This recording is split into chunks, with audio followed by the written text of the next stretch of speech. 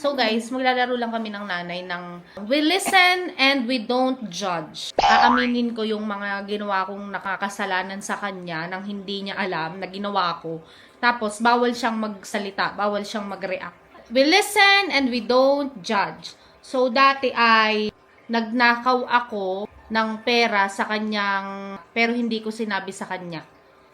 Saan mo kinuha? Saan mo kinuha? Bawal nga. O, bakit hindi mo sinabi? We listen and we don't judge.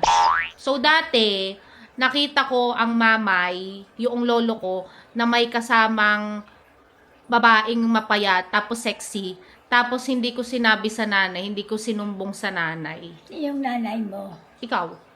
Oo. Ay, bakit mo hindi sinumbong? Mamay. Ayun ako. Nakalitik ka. Dati, nagpaalam ako sa nanay, nung ako'y napasok pa, na ako ay maggagawa ng project sa kaklase ko. Pero, dun ako tumulog sa aking nobyo. Uy, ano ko? Sa isang tumulog sa inubyo. Ay, gano'n ko. Niludo ka. Nay, we listen and we don't judge nga. We listen and we don't judge. We listen and we don't judge. Pag tulog si nanay sa gabi, ay tumatakas ako, tas pumupunta ako sa aking boyfriend.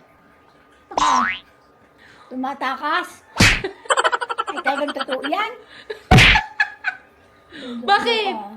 We listen and we don't judge. Dati, nung ako'y high school, sabi ko sa nanay, hindi ako nagbo-boyfriend. Hindi niya alam na 10 na yung boyfriend ko, pinagsasabay-sabay ko. Diyos ko po. 10 ng boyfriend. Ha? Talande. Ha? Talande. Sino? Ikaw. Kung ay kinatiin, dito ka. Ang tama ko doon. Kung galit ako kay nanay, ilagyan ko ng patis ang panty niya.